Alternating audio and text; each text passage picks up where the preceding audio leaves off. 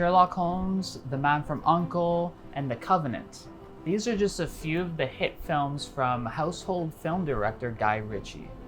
Adding to his roster of action-packed adventure films is Guy Ritchie's latest, In the Grey, which follows a group of covert operatives whose mission to recover $1 billion from a mobster turns into a fight for survival.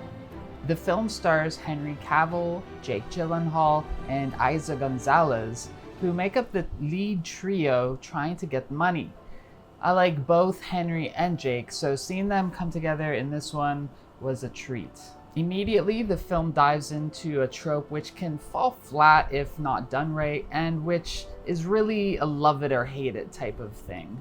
And personally, I think the film nailed it. For the first third of the film, Eiza's character Rachel narrates their plan to recover the money step by step as the story plays out visually. I thought the exposition was a clever way to air out the film's plot without feeling clunky or on the nose, except for maybe one scene where Jake's character makes it to the island. I have seen some reviews where people tore the exposition apart for being too much and too boring, but I just didn't have that experience with the film.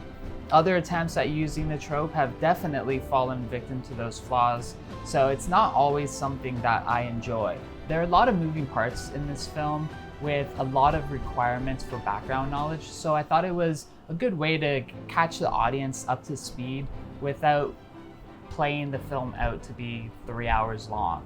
And in my opinion, I thought it worked. Overall, I thought the story was pretty good. They spelled out a lot of what the film was going to be in a fun and engaging way, what could go wrong in their plans and how they'd have to react, and then they did it. The dialogue was also really fun, and the characters seemed very reasonable and didn't do anything stupid, which I really hate, and which a lot of these types of films tend to lean into to make up for plot holes. The fight sequences were great, as you would expect from a Guy Ritchie film, and there were no shortages of chases, guns, and explosions. But with all the violence, it didn't have the gore that Hollywood films have become accustomed to including in recent years. And if you don't know what I'm talking about, go give a watch to Mortal Kombat 2 or The Bluff. Where I do think the film lacks is in the area of character development. And I get it, it's an action film.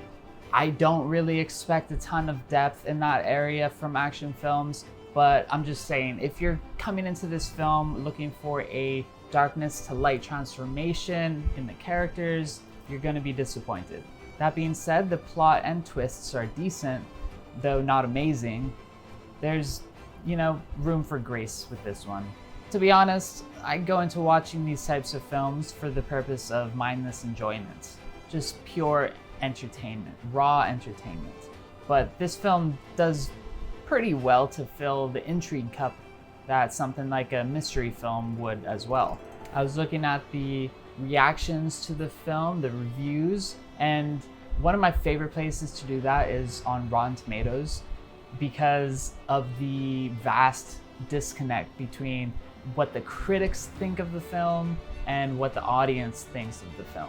This one is crazy though. At the time of recording, the critics' score is 46% and the audience score is 83%. I think the critics just watch every film on an empty stomach or something because they'll take one shortcoming of the film and just run with it. Like try to start a career with it. It's insane. That or they just don't understand the purpose of different genres. The audience loved the film, I love the film. It's a great film. It's not a Nolan film, but it's fun. But I digress. Let me know in the comments what you thought of the film. Am I crazy? Did you hate it? Let me know. And as always, if you enjoyed this video, give it a like and subscribe for more film-related content. I will see you next week.